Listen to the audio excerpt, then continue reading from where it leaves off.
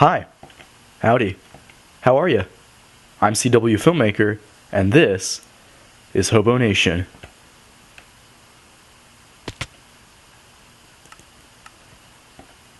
So today, I did not even realize he was on. So today, I'm going to be showing you a few cool things, as well as doing a few cool things. Over here, I've completed my tree store at Spawn that I mentioned in my last episode. It was not built here. Right next to Cookie Boss's store, and out kind of on its own little island.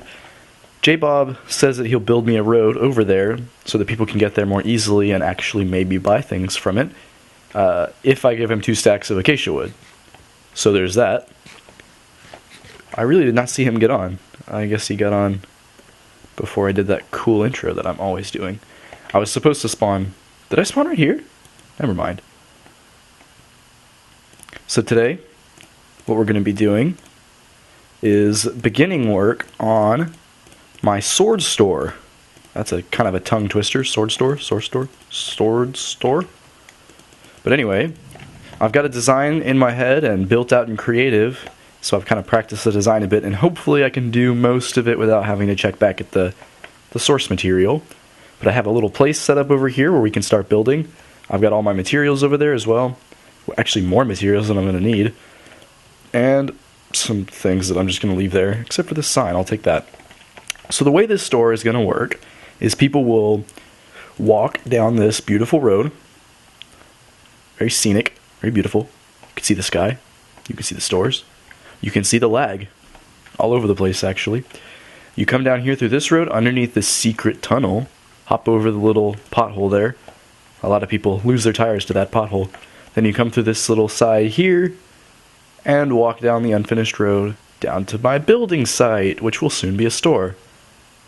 Over here we've got a villager farm that is being built by Joethahobo and Cookie Boss.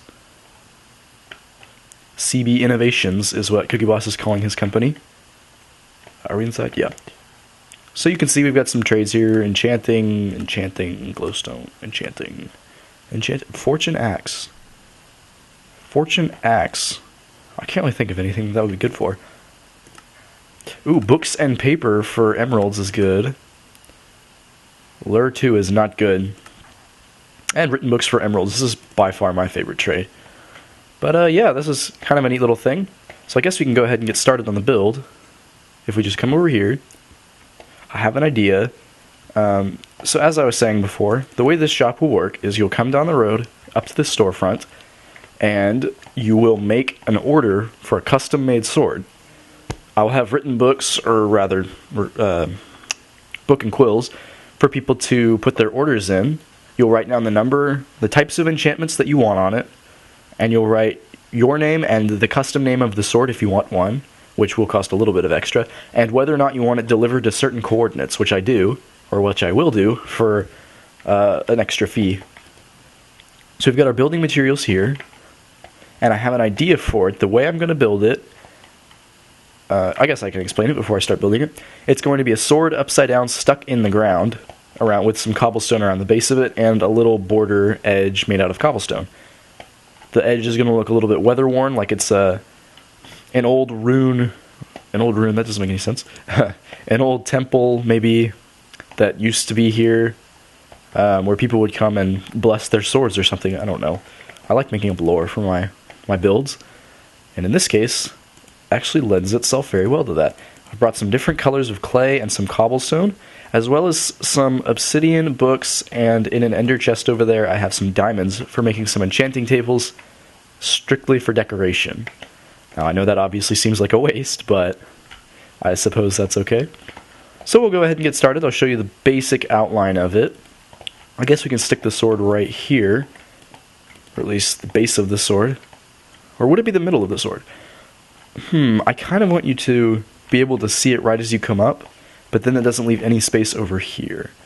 The thing about building a sword sticking into the ground is that obviously there's no room to put a shop inside of that unless you make it a massive sword. So what I'm doing is putting the instructions outside the sword and making the sword as decoration to catch people's eyes as they go down to trade with villagers. And then they'll save their emeralds instead of going over there to buy from here. although I won't be accepting emeralds, so there's that. So I believe the design goes something like this. The white stained clay I used as a bit of a sheen. Is that the right word? Yeah. Sort of to bring out the different colors. It's almost like a reflection on the edge of the sword. And then I think it goes like this and this. Then this one comes up a block. Nope, not that block. Break that. You know, it's not really as laggy out here as it is over there, because the spawn building is kind of the laggiest piece of everything here.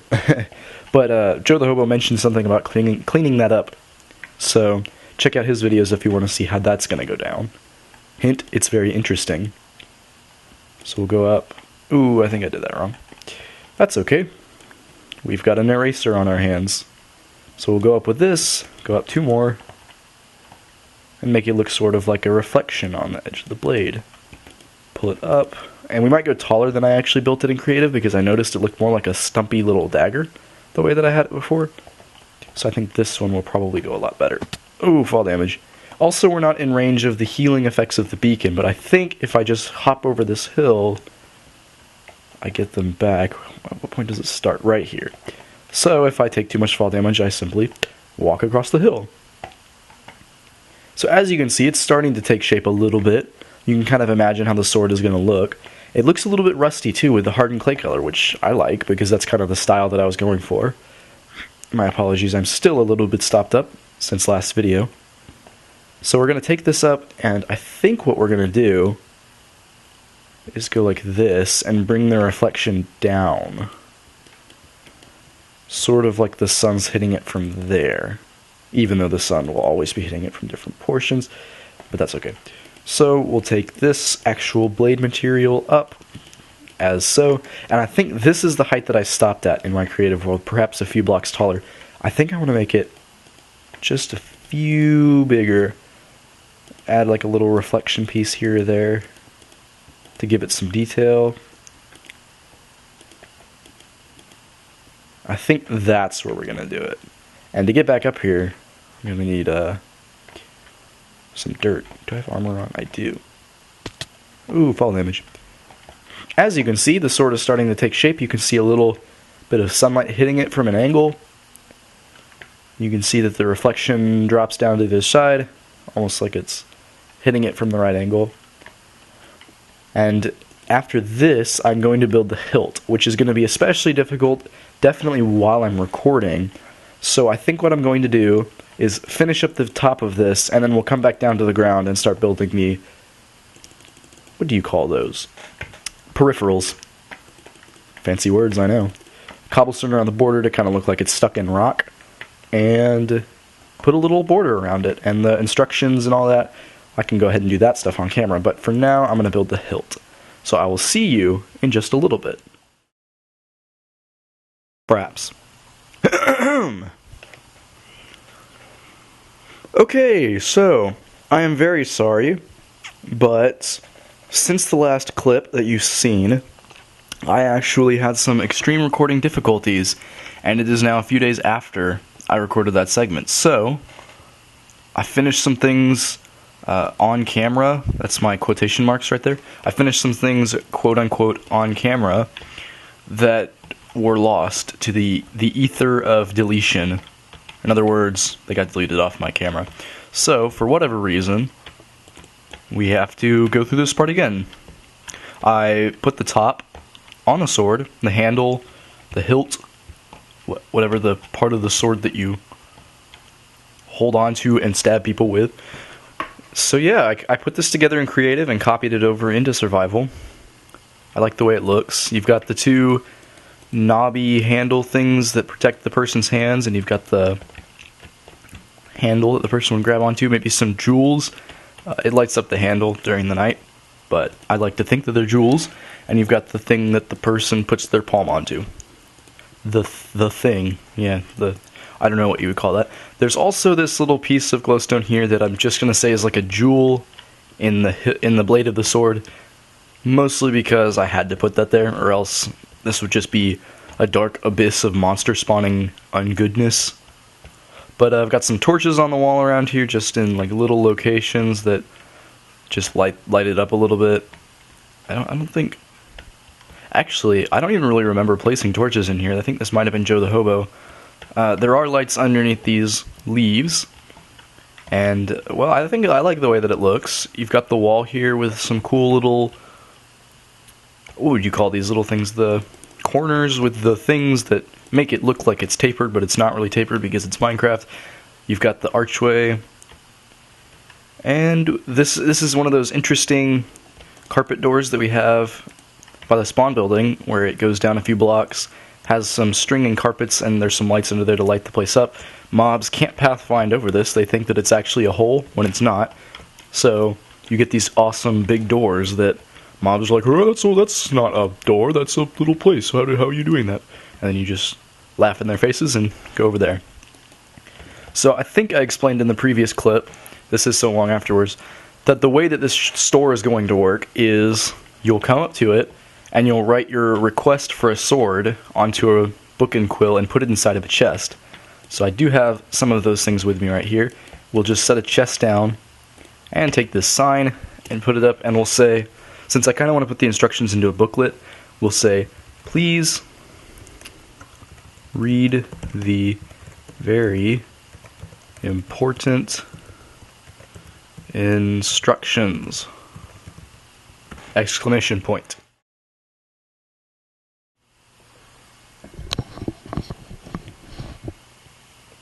And welcome back. I apologize for the interruption. The same problem that caused me to have to restart this whole process returned, which means that I had to get rid of the footage that in which I filled out this book. So I'll show you what I wrote down on this book instead of just writing it down in front of you. It might just be for the better though, because I sort of did ramble writing it out since I didn't have everything planned out. So I'll kind of just show you what I wrote out here. We have the intro page.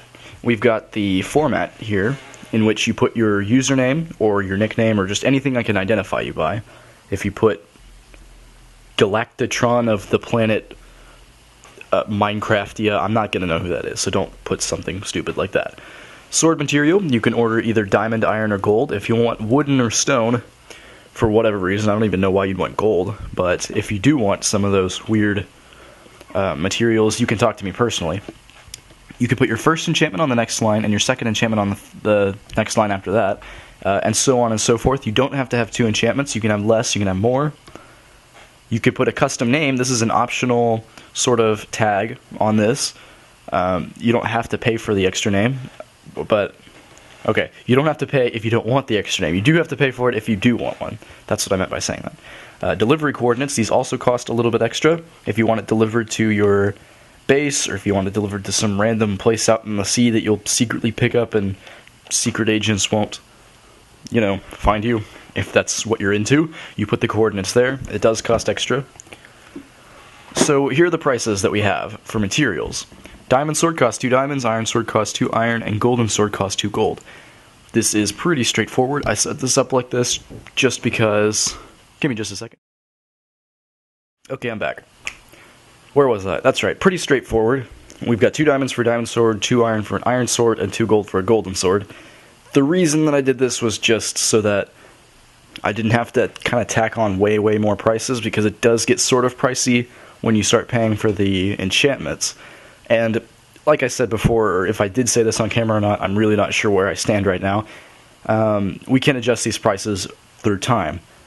It is going to be difficult to do because these books don't have any way to go back and erase specific sections. I just tried to do that. I guess there's no way for you to see that. Next one, we have our continued prices. This is the enchantment prices, and this does continue on to the next page. We have our level 1 enchantments, and this is the way that I decided to do the enchantment prices. I grouped them according to what level of an enchantment they are. For example, there's Sharpness 1, Smite 1, Unbreaking 1, Bane of Arthropods 1, ones that I'm forgetting, and these will all cost 1 diamond per enchantment. Level 2 enchantments cost 2 diamonds per enchantment, level 3 costs 3 diamonds, and there is a discount. Levels 4 and 5, since these are the most commonly requested, will cost 3 diamonds. And looking back at that, I'm actually going to change level 4 to 3 diamonds, and level 5 to 4 diamonds, I guess. I can raise or lower that, but that's just because there's no way to enchant something with a level 5 enchantment. You do have to combine 2 level 4 enchantments. So what we'll do here is say level 4 enchantments will cost only 3 diamonds. And as stated, I cannot type today, as stated on the next few pages, there are alternative pricing options. So you don't have to pay in diamonds if you don't have that or don't want to. Exclamation point to emphasize. Level 5, however. Level 5 enchantments are a lot harder to get because it requires some anviling, it requires 2 level 4 enchantments, which are both expensive. And so even though I just said 4 diamonds, I might actually raise it. Actually, no. 4 diamonds plus the original 2 for the sword makes 6 diamonds total for 1 sword, which easily enough you could just go to the Blaze Farm and do yourself. Although this does require less effort. I'm just going to go ahead and say 4 diamonds. 4 diamonds? Was there any other? Well, I put examples, but that's okay. 4 diamonds.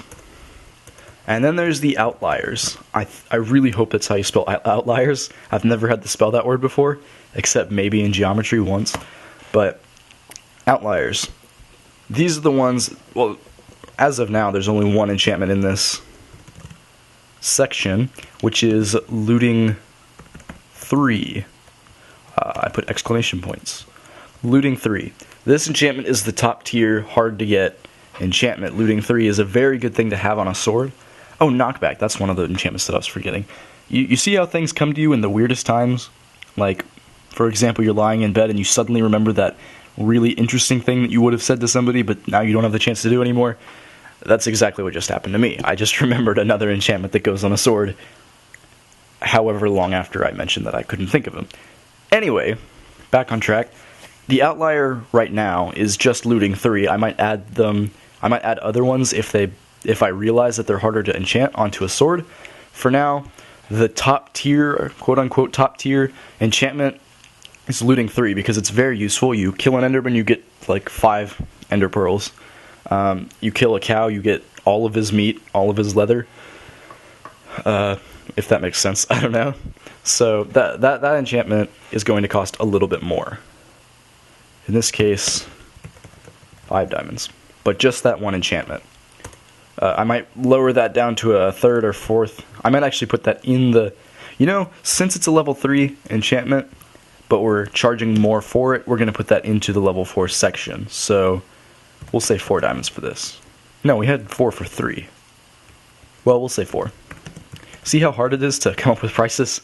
This is what I have to do. Custom names, 5 iron extra. Delivery, 20 iron extra. Please see pricing guide for alternative methods of payment. And that is our instruction booklet. I hope you liked it. Let's call this instructions. Actually, no, since I called it in the sign, very important never mind then. We'll just call it instructions. I didn't even have near enough spaces to put that in. Sign and close. And now we've got our instruction. That's okay. Probably should have fixed that. We'll put these in some sort of discernible pattern, I suppose. There we go, that works.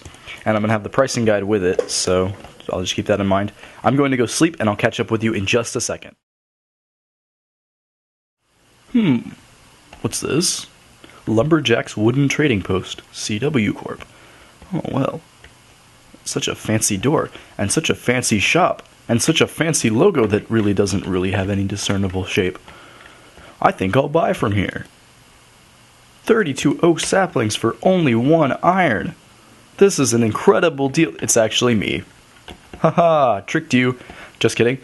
Since there was sort of a lack of content in this episode, I had some recording issues, and the recording spanned the course of a couple of days, and it's just going up very late tonight, I think. if not the day after on Sunday, one day late. We'll see.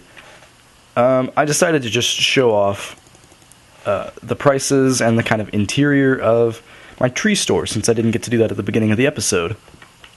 I built this out of oak wood and oak leaves, as well as some spruce leaves for some decoration. I built sort of the main body of the tree, and then I added some branches, and I kind of tried to make it look like the tree leaves were hanging down, sort of a weeping willow type look to it. It gave it some shape. At the beginning of the episode, I looked at it from over there. Might do that after this. It does give it some shape. The logo, I will try and explain, was originally a golden axe over a sapling, and I think it looked really good. The way you would do this is set up a little fence thing here and do the whole double item frame trick where you have 2 item frames, but it actually looks just like one, and then you can replace the blocks with normal blocks, replace the fences with normal blocks. Unfortunately, for whatever reason, either somebody is switching them around or the Minecraft code is bugged, but whatever the reason, they keep getting switched around. I actually tried to build an advertisement over there. Oh, my render distance. I actually tried to build an advertisement over there with a similar logo, and I was just unable to do it because they kept popping off and switching around and other weird things. As for the name, I called it Lumberjack's Wooden Trading Post, sort of a play on lumberjack and wooden post, and it's by my company, quote-unquote company. That's my quote-unquote. Anyway, company. We've got nothing in these 2 chests, but unlike the cobble shop over there, I didn't label these with prices. So, as of yet, it is impossible to buy nothing. Unless somebody, sells out on one of these. Over here we have 32 saplings for 1 iron. 0.5 gold means you can get 2 stacks, or 2 slots, which would be a full stack of saplings for only 1 gold. And there's no diamond price right now because that would just be ridiculous. There's 0.5 iron and no gold and no diamond trade for this. You can only pay in iron just because that's the lowest tier, I think, of payment that I'm setting up at least. So you get a full stack of leaves for 1 iron. So 2 slots in this example. For this one, we have 4 iron, 2 gold, and no diamond payment per slot of oak wood, excluding this slot. That slot now. Excluding the slot with 32, because you wouldn't want to pay the same price as you would for a stack for only 32.